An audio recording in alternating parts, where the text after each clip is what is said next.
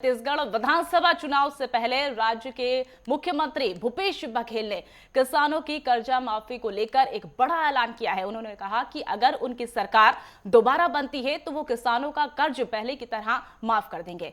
चुनावी साल में कांग्रेस का मास्टर स्ट्रोक छत्तीसगढ़ में जो है दिखाई देने लगा। मंच के माध्यम से मैं घोषणा कर रहा था कि जैसे पिछले समय किसान बन के ऋण माफी कर रहे हैं, हमारे फिर से सरकार बना, किसान बन के ऋण माफी हुई।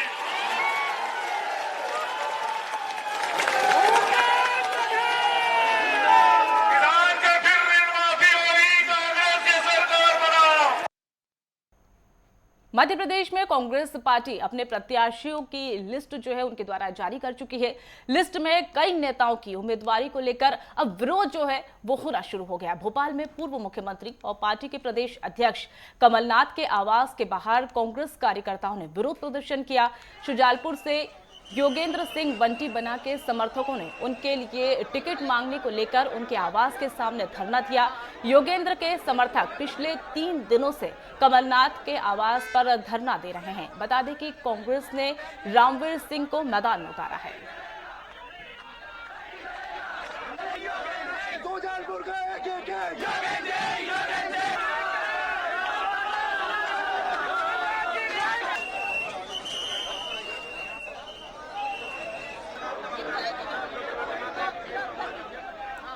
तो आपको बता दें कि अब मध्य प्रदेश में जो है कमलनाथ के आवास के बाहर कांग्रेस कार्यकर्ताओं का जमावड़ा देखने को मिला। उनके द्वारा विरोध प्रदर्शन करना शुरू कर दिया। योगेंद्र सिंह बंटी बना को जो है टिकट मांगने को लेकर उनके द्वारा प्रदर्शन किया जा रहा है। मध्य प्रदेश कांग्रेस में टिकट बंटवारे को लेकर अब बगावत भी देखने को मिल रही है। कमलनाथ के आवास के बाहर विरोध प्रदर्शन कांग्रेस के द्वारा किया जा रहा है। योगेंद्र सिंह बंटी बना के समर्थक जो है वो प्रदर्शन कर रहे हैं और लगातार उनके द्वारा नारेबाजी की जा रही है। सुजालपुर से टिकट मांगने को लेकर उनके द्वारा धरना प्रदर्शन किया जा रहा है और कांग्रेस ने रामवीर सिंह को मैदान में उतारा है। और इसी बीच कमलनाथ के आवास के बाहर जो है कांग्रेस कार्यकर्ता या फिर ये भी कहें कि लगातार विरोध प्रदर्शन उनके द्वारा किया जा रहा है। पैम्पलेट्स हाथ में उनके लिए जा रहे हैं और नारेबाजी उनके द्वारा की जा रही है। मध्य प्रदेश के बुरहानपुर में बीजेपी की ओर से प्रबल दावेदार कहे जाने वाले बीजेपी प्रदेश अध्यक्ष स्वर्गीय नंद कुमार चौहान के बेटे हर्षवर्धन सिंह चौहान का टिकट कटने के बाद अब विरोध के स्वर जो है वो उठने लगे हैं और हजारों की संख्या में समर्थक हर्षवर्धन सिंह चौहान को स्टेशन लेने पहुंचे और रैली के रूप में जन समर्थन उन्हें मिलने लगा। अब निर्दलीय रूप से भी उनका नामांकन भरना हो सकता है तय।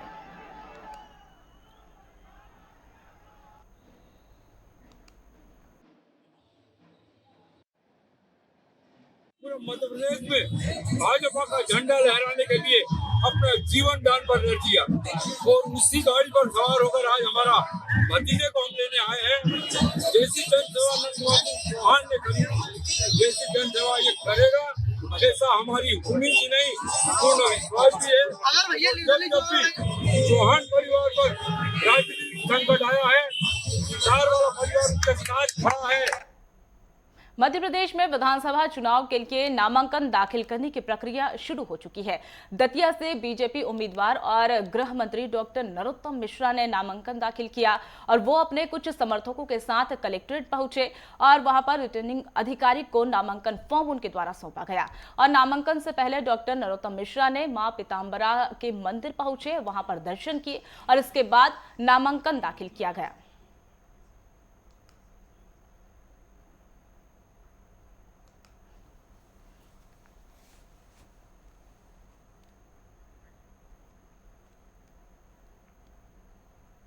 बिलासपुर में दोपहर 3 बजे तक नामांकन की प्रक्रिया चलती रही और सबसे पहले मस्तूरी से बीजेपी प्रत्याशी डॉक्टर कृष्णमूर्ति बांधी ने समर्थकों के साथ वहां पर 2 सेट में अपना नामांकन दाखिल किया और इसके बाद पर्यटन मंडल अध्यक्ष और कोटा विधानसभा से कांग्रेस प्रत्याशी अटल श्रीवास्तव ने अपने समर्थक और प्रस्तावकों के साथ में नामांकन पत्र दाखिल किया गया।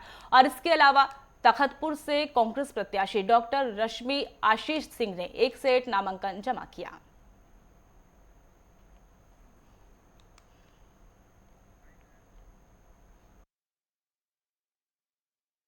सालों से पूरी नहीं हो पाई है। तो हमारी पहली प्राथमिकता जहाँ तक सड़क, रोड, बिजली, पानी, ये तो एक जनप्रतिनिधि का कर्तव्य बनता है कि वो इन कामों को सजगता के साथ बिना मांग के पूरा करे, जहाँ भी ज़रूरत हो उसको पूरा करे।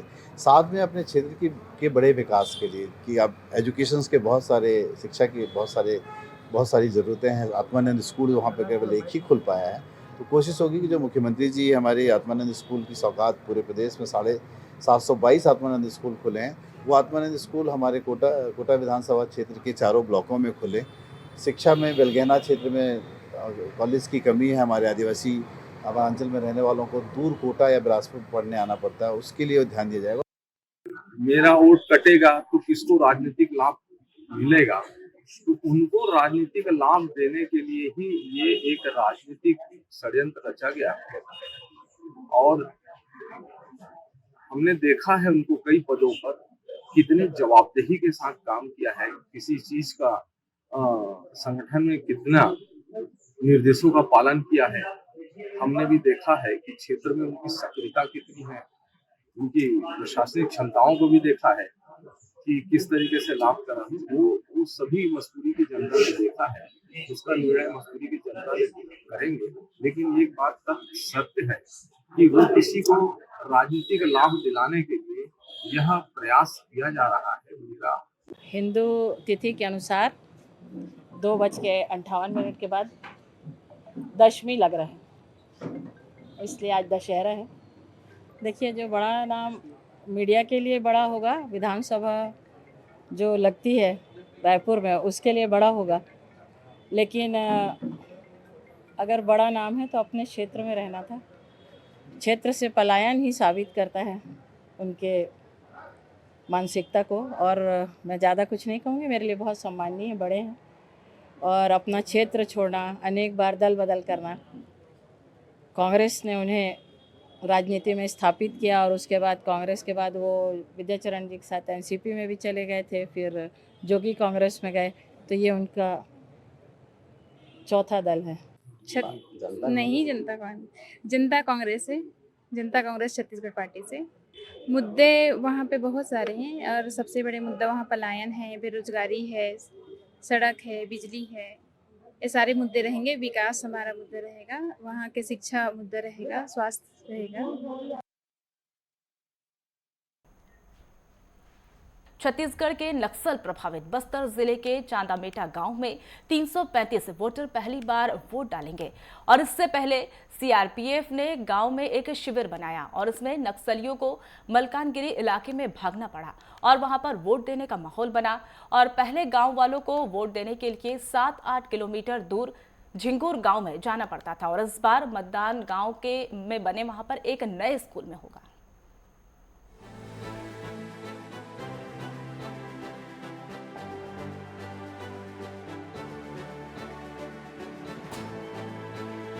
छत्तीसगढ़ के नक्सल प्रभावित बस्तर जिले के चांदामेटा गांव में 335 वोटर पहली बार वोट डालेंगे। इससे पहले सीआरपीएफ ने गांव में एक शिविर बनाया। इससे नक्सलियों को मलकानगिरी इलाके में भागना पड़ा और वोट देने का माहौल बन गया। पहले गांव वालों को वोट देने के लिए 7-8 किलोमीटर दूर झिंगुर गांव में जाना पड़ता था। इस बार मतदान गांव में नए बने स्कूल में होगा।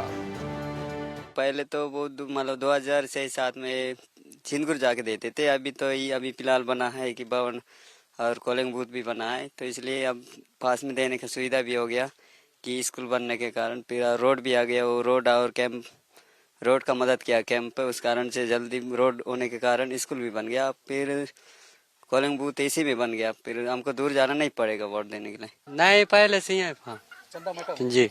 तो पहले वोट देने कहाँ जाते थे आप? जी, अभी वोट यहीं दोगे? नहीं, वो चिनगुर में जा रहे थे साहब। हाँ, अभी यहीं देंगे बोल रहे हैं। पहले वोट देने के लिए चिनगुर जाते सर, अभी चांदामेटा में करेंगे बोल रहे हैं। अब कैसा लग रहा है आप लोगों को यहाँ वोटिंग दोगे? पहले बहुत दूर जाना पड़ता था आप लोगों को। बहुत अच्छा लग रहा है हम लोगों को, मतलब सुन के अच्छा लग रहा है। यहाँ वोट करेंगे बोल के नहीं दिए। चांदामेटा छत्तीसगढ़ के जगदलपुर जिले के सीमावर्ती गांव में एक है। ये 2021 तक माओवादियों का गढ़ था। सुरक्षा बलों ने अपना आधार बनाया और राज्य सरकार ने कुछ सड़कें बनवाई तो नक्सलियों के लिए यहां अपनी गतिविधियां जारी रखना मुश्किल हो गया। अगर आप कंपेयर करो तो 3 या 4 साल में जो ये कैंप इस तरह के जिस लोकेशन में था, यहाँ पर आना भी मुश्किल होता। अगर आप आना भी लोगों का, गवर्नमेंट एम्प्लॉयज़ का भी या सब कुछ का बहुत मुश्किल होता था। यहाँ पर गवर्नमेंट मशीनरी नाम की कोई भी चीज़ नहीं थी यहाँ पर तब उस समय। जब से कैंप आया तो धीरे धीरे हर चीज़ है कि मूवमेंट बढ़ा है लोगों का, बाकी लोग भी आते जाते हैं। आज लोग रात को भी जा सकते हैं, आ सकते हैं। नक्सली का किसी तरह का डर नहीं है और भी कहता किसी भी तरह की उस तरह की कोई प्रॉब्लम नहीं जो पहले यहाँ हुआ करती थी। CRPF कैंप बनाए कि उसके द्वारा गाँव अभी थोड़ा ठीक हुआ। पहले तो वोट मतलब देने भी नहीं दे रहे थे, नक्सली का डर था, इसलिए कि अभी कैंप आने के कारण अभी थोड़ा स्वतंत्र मिला, हमको भी थोड़ा लाभ भी मिल रहा है। अभी गाड़ी घोड़ी जाने के लिए पहले तो पैदल जाते थे कहीं जाने से भी। बहुत अच्छा लग रहा है और इस गांव में तो अभी बहुत अच्छे से लोग भी आते हैं और रोड भी अच्छे से बना है तो अच्छा लग रहा है। गांव के लोगों में वोट डालने को लेकर उत्साह है। बेशक कुछ मुद्दे उन्हें परेशान कर रहे हैं। इनमें उज्ज्वला योजना और PM आवास योजना समेत कई सरकारी योजनाओं का उन तक नहीं पहुंचना शामिल है। 16 में बनाते हैं साहब। उज्ज्वला में गैस सिलेंडर नहीं मिला? नहीं मिला है साहब। क्यों नहीं मिला? तो पर किसी किसी को मिला है, फिर भी हम दे दिए हैं। अब की बार में मिलेगा करके बताएं। नहीं मिला है साहब। तो बहुत तकलीफ होता होगा। हाँ जी, 16 में लकड़ी बनाना पड़ता है, फिर आग जलाओ, ये करता है साहब। चांदामेटा के लोगों की आजीविका जंगल के बदौलत चलती है। वे जंगल से उपज जमा करते हैं। अपने ही गांव में अपने प्रतिनिधि को वोट देना बेशक विकास की दिशा में एक कदम हो सकता है, लेकिन विकास की वास्तविक बयार लाने के लिए अभी लंबा सफर तय करना है।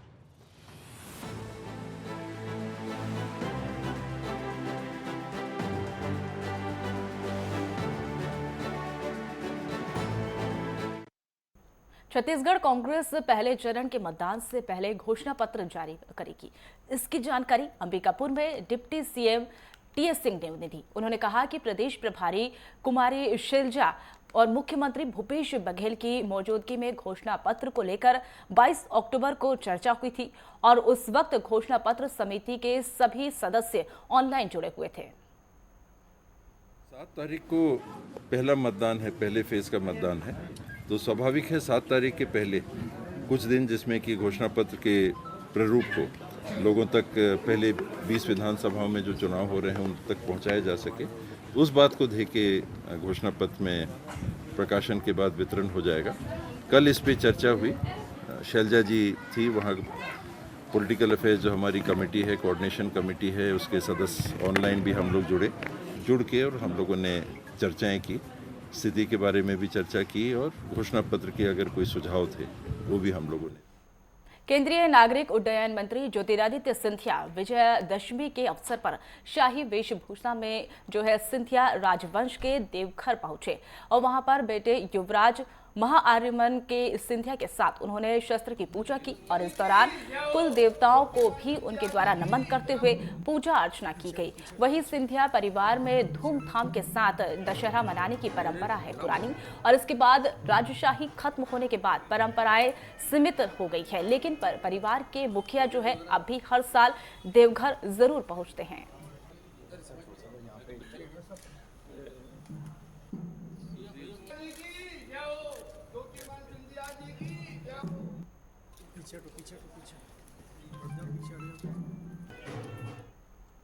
विधानसभा चुनाव में पैसों की लेन देन और परिवहन पर नजर रख रही ग्वालियर पुलिस को बड़ी सफलता हाथ लगी है।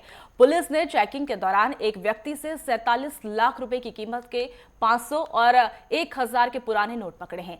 ये वो नोट है जो नोटबंदी के दौरान बंद हो गए थे। पुलिस को पूछताछ में पता चला कि इन पुराने जो रुपए हैं इसका इस्तेमाल चुनावों में किया जाना था। पुलिस आरोपी से कड़ी पूछताछ कर रही है। पुलिस ने निर्वाचन आयोग और आयकर विभाग को इसकी जानकारी दे दी।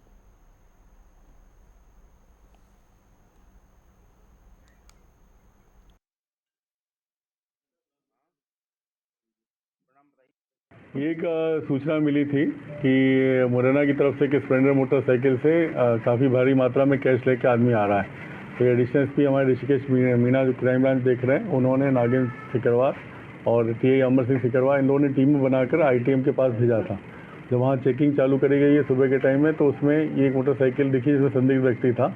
इसके पास एक बैग में करीबन 41 गड्डियाँ 1000 रुपये के नोट, जो अब वर्तमान में प्रचलन में नहीं है वो, और 12 गड्डियाँ 500 के नोटों की गड्डियाँ मिली हैं। कुल 47 लाख रुपए के करीबन पैसे मिले हैं। और इससे जब पूछा गया है तो इसका ये बताना है कि ये जो पैसे हैं ये कहीं कुछ चलाने के लिए लेके जा रहा था। रायपुर के WRS कॉलोनी में दशहरा मैदान में छत्तीसगढ़ के सबसे बड़े रावण दहन की तैयारी चल रही है। 24 अक्टूबर को जलाए जाने वाले रावण, कुंभकर्ण और मेघनाथ के पुतलों को जो है कारीगर लगातार तैयार कर रहे हैं। देखिए हमारी खास रिपोर्ट में।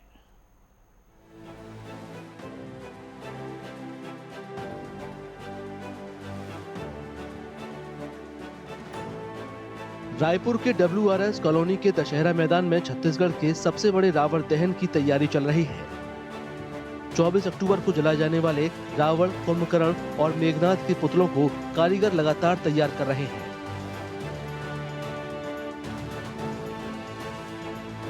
आज तक वही स्ट्रक्चर चल रहा है, उसमें छोटा बड़ा नहीं है।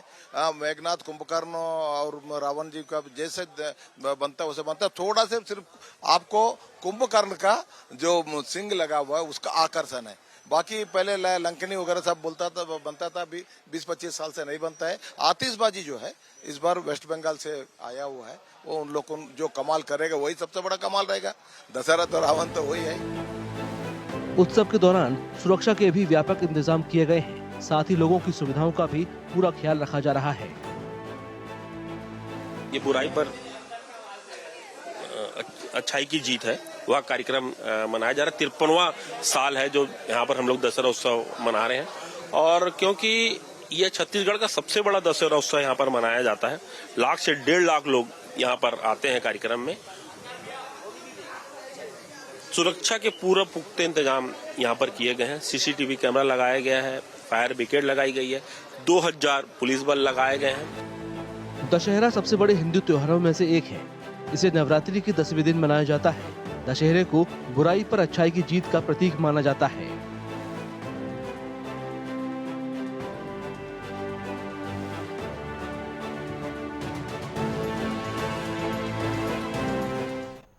शिवपुरी में नवरात्रि के अवसर पर नगर के माता मंदिरों और मुख्य चौराहों पर मां दुर्गा के पंडालों को आकर्षक झांकियों के साथ सजाया गया। मां दुर्गा की प्रतिमाएं स्थापित की गई। मंदिर में मां दुर्गा की एक झलक पाने के लिए श्रद्धालुओं की लंबी लंबी कतारें लग रही है। नवरात्रि के अवसर पर नगर के प्राचीन माता मंदिर, भवानी माता मंदिर और मुसाफिर मोहल्ला और नगर के प्राचीन और प्रमुख माता मंदिर में सुबह से जल चढ़ाने वालों की लंबी लंबी कतारें लगती रही। वहीं देवी दर्शन के लिए श्रद्धालु बड़ी संख्या में पंडालों में पहुंच रहे हैं। नगर समेत देश भर में दुर्गा उत्सव धूमधाम से मनाया जा रहा है। जगह जगह मां दुर्गा की मनमोहक प्रतिमाएं स्थापित कर आकर्षक झांकियां सजाई गई है। लाल ध्वजा लहरत है। ठीक है। विदिशा के प्राचीन मंदिर में शामिल ज्वाला देवी शक्तिपीठ दुर्गा नगर स्थित दुर्गा मंदिर में सुबह 4 बजे से ही श्रद्धालुओं के पहुंचने का सिलसिला प्रारंभ हो चुका है। आपको बता दें कि मंदिर के पुजारी ने बताया कि 1957 में यह मां दुर्गा की स्थापना की गई और ऐसे स्थान पर श्रद्धालुओं का तांता लग रहा है। खास बात यह है कि नवरात्रि के दौरान यह ज्योति जलाने का अपना एक अलग ही महत्व है। उन्होंने बताया कि प्रदेश के कई बड़े नेता भी कई दशकों से यहां अपनी ज्योति जलवा रहे हैं और इसी के साथ साथ कई IPS अधिकारी, कर्मचारी और विदेश में बसे भारतीयों के द्वारा यह ज्योत जलाई जाती है। और इस प्राचीन मंदिर में स्थित देवी की प्रतिमा दिन में 3 बार अपना रूप बदलती है।